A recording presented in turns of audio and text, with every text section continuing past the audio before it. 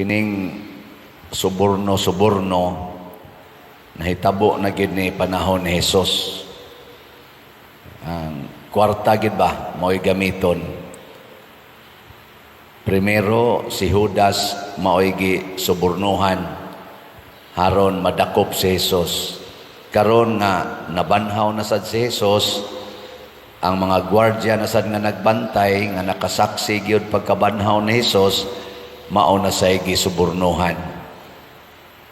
Gilingay mong tupad na nakadawat na kag suborno. Kadawat na. Uso gini sa ato ning suborno-suborno. Abisan din sa atong nasod karon grabe man kaayo ang kanang sukad dili lang karon, sukad paginis una. Basta lagi sugod kog butar sa una kanang active na 1992. Niya apil na ko ato mga kanang diskusyon, lalis-lalis, panahon aning politika 1986. Katong nag-people power ta. Sugod na ko ato. Nya unsa man gi kasagarang accusation kana gyung gamiton ang kwarta aron matuis ang kamatuoran. Kaning kwarta pertining mutuis og kamatuoran. Karon naay moingon 30,000 ang na apil sa EJK sa kadtong kang former President Rodrigo Duterte nga war on drugs. Nya pag-abot dito sa ICC 43 na lang. Ang asa naman sa to ang 30,000. Kinsa man say gasigig sulti ato. Apil pa man gani ato ang mga mainstream media. Nya karon sa 43 naa na say ning mga witnesses nga ning baligtad na sad, nanulti na nga gisubornohan ra ko, tagaan kog ingon aning kantidara. Makaingon sa tinuod baka ni nga sa una atake siya diri, karon di ana sa siya speakers.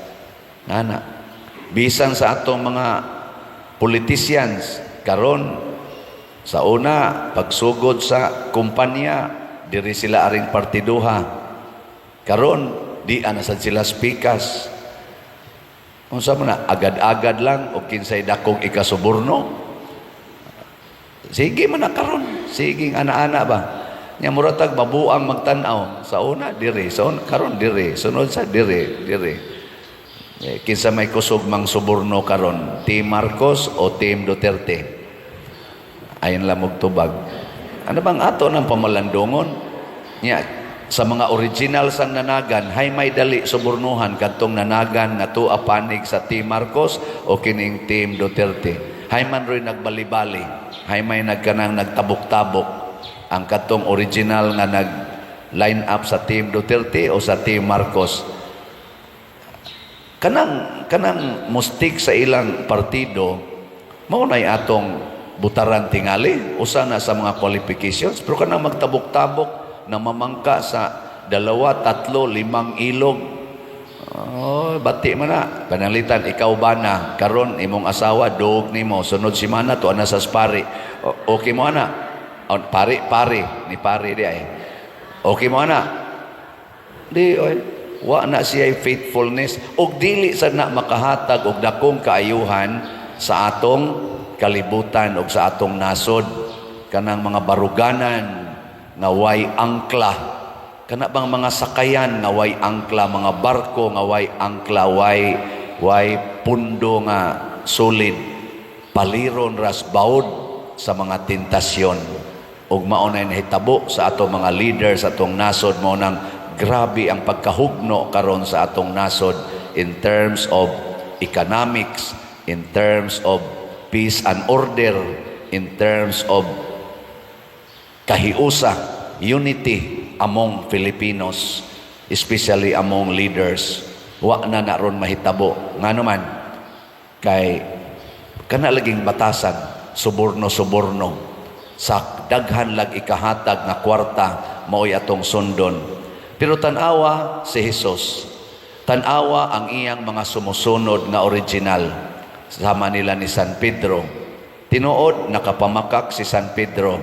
Pero sa iyang gipakita karon nga gibasa sa unang pagbasa, iya nagyong ligon ang iyang baruganan og bisan pa og hulgaon na sila sa kamatayon, bisan gani gipangpatay na gid sila, wa gyud mausab ang ilang baruganan nga si Kristo mao ang Mesiyas, si Kristo ang nagpakatao nga Ginoo og gipatay sa mga makasasala, pero nagpakamatay apan nabanhaw. Gilingay mong tupad ing na maubasad na imong baruganan, ha? Mausad na baruganan ni San Vicente Ferrer. Si San Vicente Ferrer mangita gyud kamatuoran. Dunay panahon nga murag ning shaky ang atong simbahan, panahon niya nahimong duha ka buok or natulo ba to ka buok atong Santo Papa, ni claim og pagka Santo Papa, pero nangita gyud kamatuoran si San Vicente Ferrer. Gani iya gyung gikumbinser katong iyang gisuportahan nga dili di ay mao ang nahimog yung tinuod nga Santo Papa, iya yung ikumbinser, undangon taning atong pag-claim. Adto ta, mutahod ta sa tinuod gyud nga Santo Papa. Ano ba mangitag kamatuoran, bahalag sakit. Sakit maning kamatuoran, kasagaran gyud. Sige, lingi aragon na imong tupad, ing na, wa kasakit yan ang imong naong, ing na. Karon daghan na kayong gisakitas ilang naong, ang ilang buhok, sakitan na sila, magtanaw sa ilang kilay, sakitan, magtanaw na mga kunot-kunot diha, sakitan. Pero wa gyud mo kapasalamat, wa kita kapasalamat kadtong batanon pata, pagkahamis na tog naong, pagkanindot na tog mga buhok. Na uban gisakitan na sa ilang tuhod, ilang hawak, nya magsigig reklamos, Ginoo, Ginoo ayuha taon ko. Huna-huna aragot to nga karon 80 na ka, 70 na ka. Kadto di ay 10 anyos pa ka nga ris 30 anyos, mao din na imong gibati. Wow, nya nakapasalamat kas Ginoo ato, basigwa. Karon mao na ning panahon na magsigi kag pasalamat, Ginoo, salamat sa pagpahinumdom nga dili di ay permanente ang akong himsog nga lawas, dili di ay permanente nga hugot ang akong panit, mangunot gid ni madugay, dili di ay permanente nga ang akong utok sharp kaayo, dali na di ko makalimot, bisan gani sa akong birthday usahay malimot na kong kining akong bana sa una, kada gid namo anniversary daghan kay ni siya pakulo nako, pero karon nagsige na laghagok, wa gani ka great. Ano ba? Pero natural di na. Dawat ka matuoran. Di ba? Dawaton ta na. Nya mo dawat sad mo ka matuoran. Nga kining nagwali karon, posible mauna ni ang atong last nga pista. Di ba? Nga magkuyog ta, isip ako'y inyong parish priest. Tinuod, ato lang ning isulti dinhi na atay request kamo na asad mo request nga ma-extend ta dinhi tungod aning daghan patag bayronon, daghan patag ayuhonon, pero di man na mao'y kamatuoran ang ato mang authority sa Archdiocese mao'y masunod. Ato sa nang dawaton, o dawaton ang atong gihangyo, praise the Lord. O di sa dawaton, ay, wala di na ta magsigig reklamo, di na ta magsigig, pabor-pabor, pabor-pabor. Ayaw ana. Tahura ang authority. Mao na, dili na to ituis ang kamatuoran.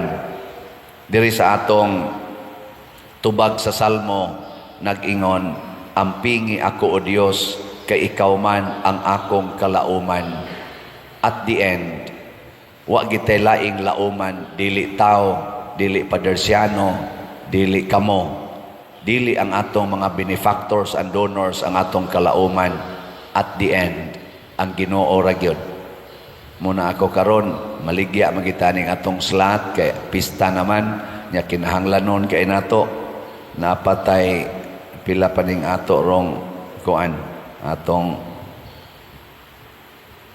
GHDP 27,309 pa ang atong halin, napay 42,691 ka slots nga available tag 100 pesos per slot. Sa inyong paminaw nining atong 2 weeks niya kutob ra ni karong May 3, mahurot ka ning 42,691 og kahalin. Sa inyo lang paminaw mahurot dili. Uy, kusga, oy. Ing na lang kung way siguro, kanang ay lang ka bala. Kung ato yung tuuhan ang Ginoo, mahurot gini kay tandugon manas Ginoo ang atong mga kasing-kasing. Ako, kamong naminaw dias online, mamalit raman gid mo aning slot. Pila ra gud ng 100 kung kitang tanan madasig sa pagpalit ani, hurot gini.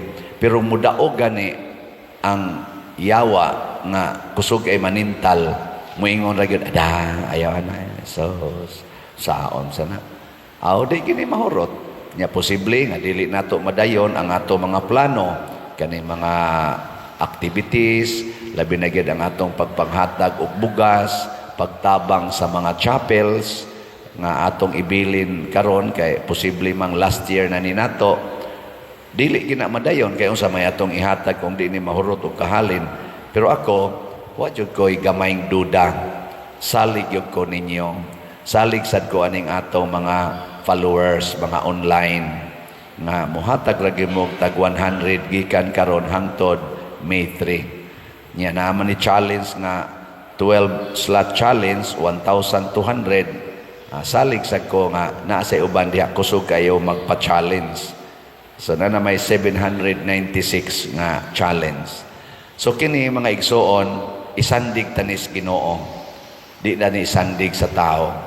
Og kamo sang mamalit og slot kay bawo sad ko nga inyo nang gibuhat tungod kay nisalig sad mo sa Ginoo. Wa mo mosalig anang kwarta nga inyong gihuptan.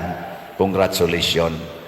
Og ang atong Ginoo maunay muhatag kanato sa tanang butang. Diri sa atong ebanghelyo niingon diri nga miduol si Jesus or miduol sila ni Jesus og ang gisulti ni Jesus kanila katong mga babay ang kalinaw mag-uban kaninyo. Usa gistimaan mga igsoon nga ang Ginoo atong gisunod bisag unsay atong buhaton, taliwa sa kalisod, taliwa sa daghang pagsulay og mga sakit og kasakit, malinawon gyud ta. Gikatapusang lingi sa imong tupad ing na malinawon ra ka karon. Hingna kano na sa imo rong nasinati malinawon ra ka. Kinsa karoy mas malinawon, ang Team Marcos o Team Duterte? Ang mga kandidato nato karon pila na lang kaadlaw ang kuwang 30 minus 21 9 plus 12 pila na lang 21 days. Sa 21 days karon nila nga nag-anam, nag-os-os, malinawon ka sila? Kadtong malinawon, congratulations, pildi og daog, malinawon gyud mo. Nya mailhan ra gyud na nato ang malinawon. Ngano man, malipayo na silang magpadayon sa ilang pangumpanya, di na sila magsigig panaot, niya ikaduha, di sad na sila mohonong pagpangalagad, pildi og daog, mga lagad na gina sila.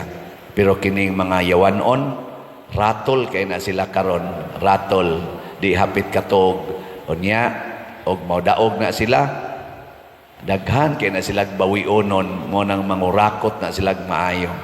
Wa na sila hapit agi, mo na ato sang sangsuwayan og pamalandong, sa naglingkod, kanang ni Angkon og Team Marcos og Team Duterte, pulos man na naglingkod sa atong pangagamhanan, niagi man na silang mga posisyon.